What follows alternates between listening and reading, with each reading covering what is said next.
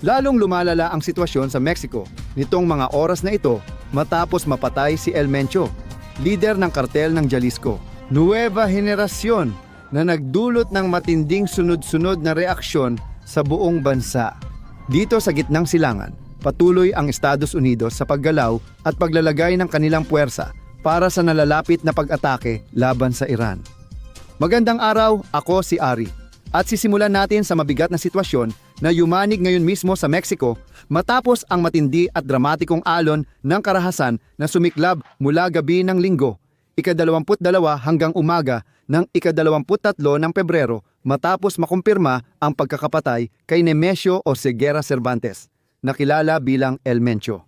Naganap ang operasyon sa Tapalpa, Jalisco, at inilalarawan ito ng mga autoridad ng Mexico bilang isang malakihang operasyon. Mula sa Estados Unidos, kinilala ang suporta sa intelligence pero walang digital na partisipasyon. Madaling sabi, isinagawa ng Mexico ang operasyon at tumulong ang Estados Unidos sa impormasyon.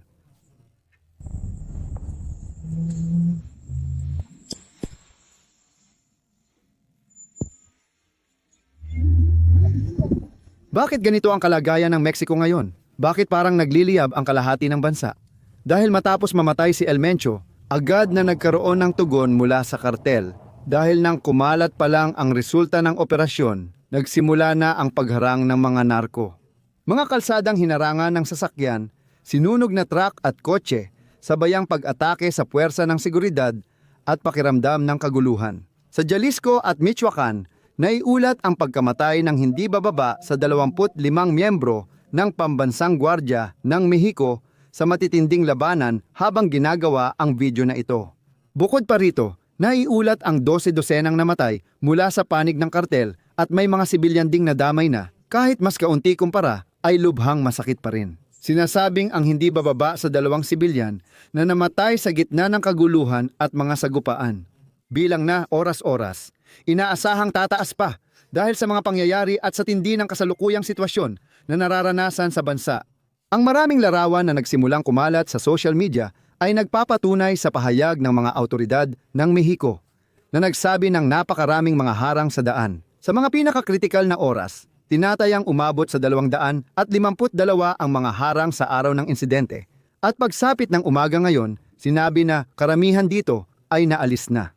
Kahit natanggal na ang harang, malinaw ang mensahe. Kaya nilang pahintuin ang buong rehiyon ng ilang oras.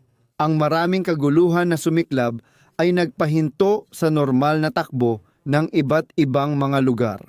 Iniulat ang sabayang pag-atake sa mga sangay ng Banco del Bienestar sa Jalisco. Nagkakaiba-iba ang mga bilang ayon sa huling ulat, ngunit ang pinakamaraming ulat ay nasa pagitan ng 18 at 20 sangay ang naapektuhan na may mga pinsala at sunog. Iniulat din ang pagsunog sa maraming convenience store. Balita mula kay Akurado ng balita ng Unicom, grupo ng kriminal umatake sa mga bangko at mga negosyo. Ang layunin ay hindi lang basta manakit para lang manakit. Balita ng balita, balita ng sitwasyon. Isa itong paraan ng pananakot na nagsasabing kaya naming magsimula ng sunog kahit saan at kahit kailan. Ganyan ang balita ni Slime. Napupuno ang mga social media, syempre, ng maraming video, ng napakaraming bilang. Marami dyan ay totoo, syempre, pero may mga lumang video rin, mga video mula sa ibang lugar, o mga video na gawa ng artificial intelligence na ginawa lang para mag-generate ng traffic sa social media. Dahil dito, nagdudulot ito ng labis na takot sa tao. Kaya mahalagang paalalahanan ang lahat na tiyaking totoo ang inyong nakikita sa social media. Siguraduhing kumpirmadong impormasyon ito, tingnan ang opisyal na datos at mga konsistent na ulat. Alam natin na malaking tulong ang social media, lalo na kung may kinikilingan ang opisyal na impormasyon, gaya ng nangyayari sa ibang bansa. Mahalagang huwag basta maniwala sa anumang video sa social media, kaya siguraduhing suriin itong mabuti. Pati na rin ang pinagmulan ng naglalathala nito sa mga Mexicanong social media na iulat na ang mga kartel ay naghahagis ng mga granada sa loob ng mga supermarket na puno ng tao. Iniulat ang maraming kaguluhan at mga partikular na pangyayari, ang ilan ay napakabigat na nagaganap sa iba't ibang lugar. Pero bago ako magsimula, Gusto kong ibahagi ang kwento ng botelyang ito na labis akong namangha at dapat ninyong malaman. Ang botelyang ito ay may dalang isang hindi kapani-paniwalang kwento na ngayon lang narinig. Nasa loob nito ang lupa mula sa Temple Mount sa Jerusalem na sinagip ng mga arkeologo matapos libu-libong taon ng kasaysayan itong maitapon bilang durog na bato. Ito ang pagkakataon natin na pigilan ang kasaysayan na maglaho. Simula ng taon na may personal na koneksyon sa Jerusalem.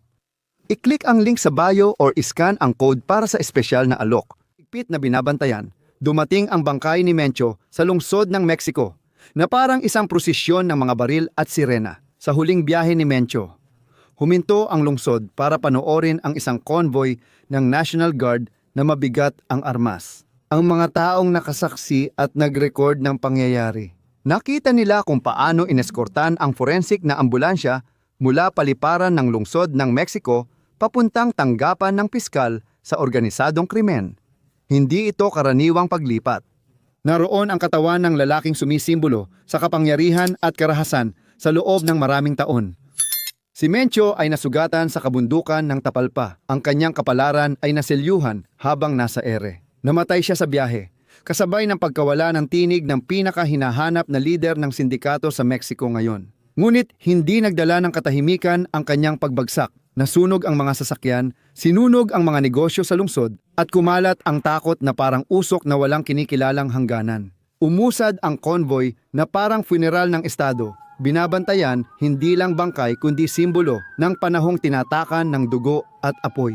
Ang larawan ay puno ng takot at brutal ang pagkamatay ng pinakamakapangyarihang lider kriminal sa Mexico na naging isang palabas ng seguridad, isang ritual ng pagtatapos at isang ganap na pambansang drama.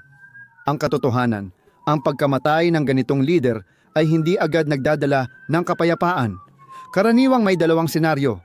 Una, may tagapagmana at susubukan ng grupo panatilihin ang kontrol gamit ang karahasan laban sa mga karibal. Pangalawa, mabasag ang pamumuno at magsimula ang internal na labanan para sa teritoryo, ruta at negosyo. At dito, may mahalagang punto tayo. Kahit makapagbigay ang estado ng malaking dagok, ang agarang panganib ay yugto ng marahas na pag-aayos muli. Kumalat din ang matitinding akusasyong politikal sa Mexico kaugnay ng buong pangyayaring ito. Direkta laban sa presidente ng Mexico. Kaya, tulad ng sinabi ko, dapat tayong manatili sa napatutunayang impormasyon. Sa ganitong sitwasyon, maaaring gamitin ng iba ang kaguluhan para itulak ang sariling naratibo. At kapag nangyari yon, mamamayan ang naghihirap na nais lang maintindihan ang nangyayari. Ang malaking tanong ay kung huhupa na ba ito bukas, kung matatapos na ba ito bukas, o kung nagsisimula pa lang talaga ito.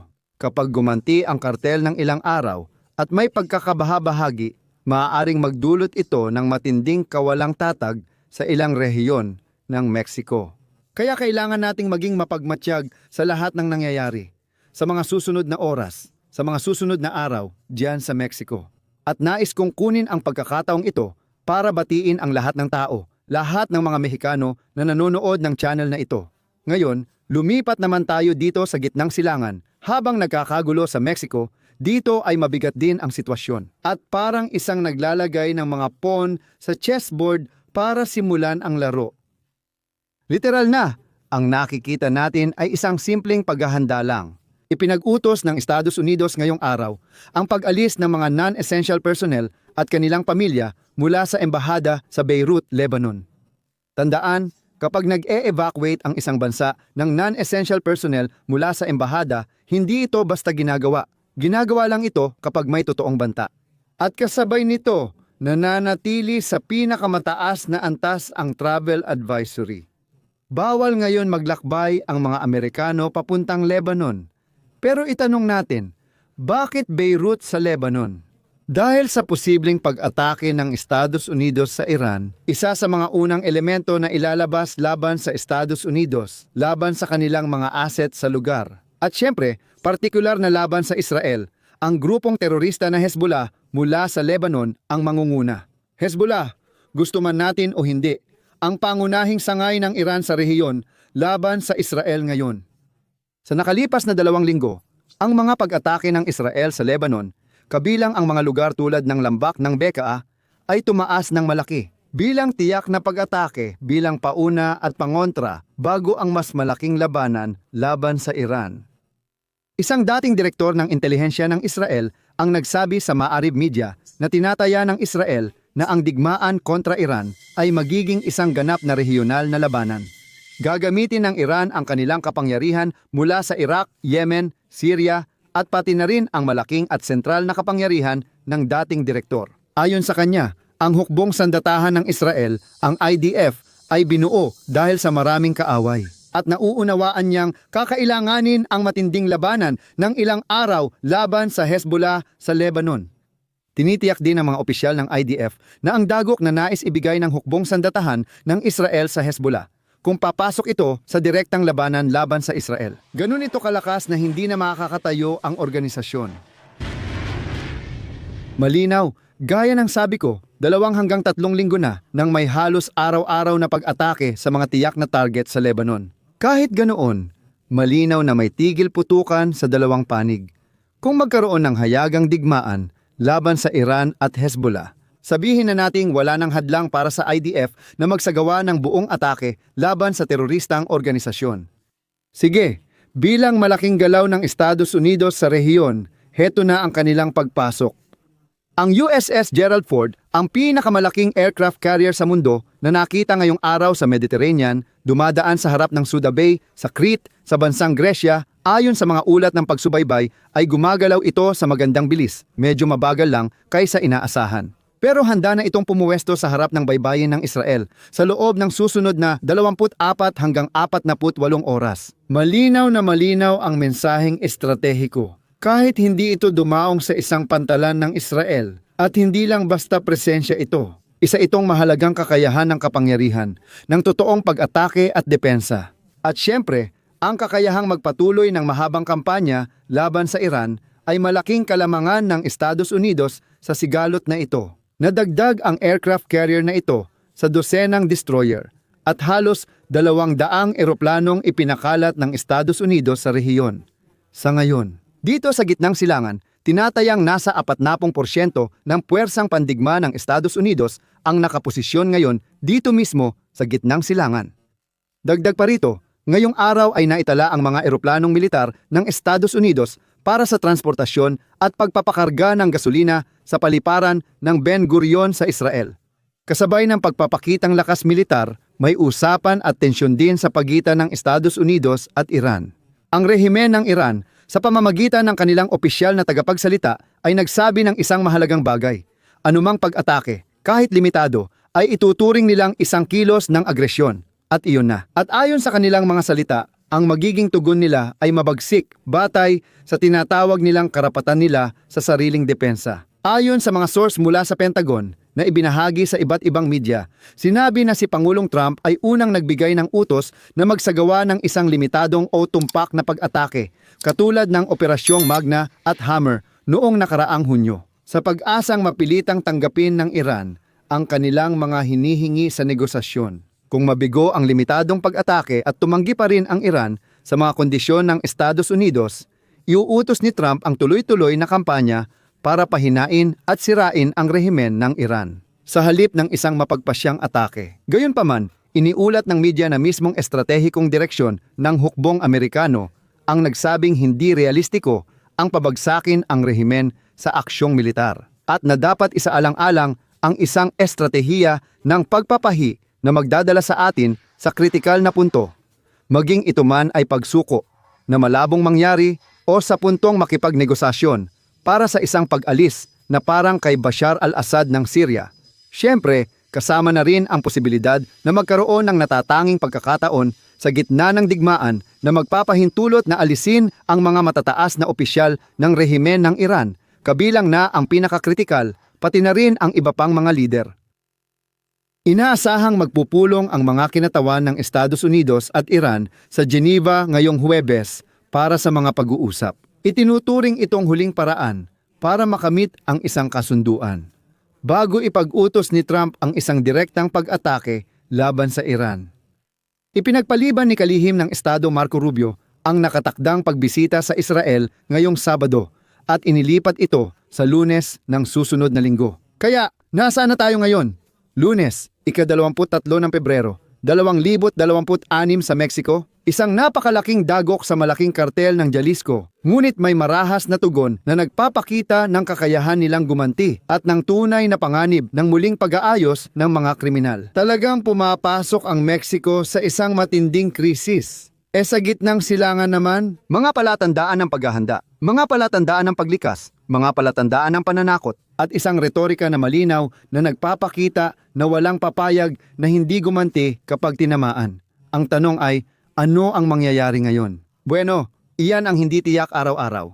Sa dalawang senaryong ito, sa Mexico at dito sa gitnang silangan, may pattern na paulit-ulit na nangyayari. Kapag gumalaw ang isang malaking pyesa, hindi na nanatiling nakapirmi ang board. At madalas, ang pinakamapanganib ay hindi ang unang tama, kundi ang araw pagkatapos noon. Mag-subscribe kayo sa channel. I-activate ang kampanita para malaman nyo kapag may bago akong video at huwag kalimutang mag-iwan ng like. Kita-kits!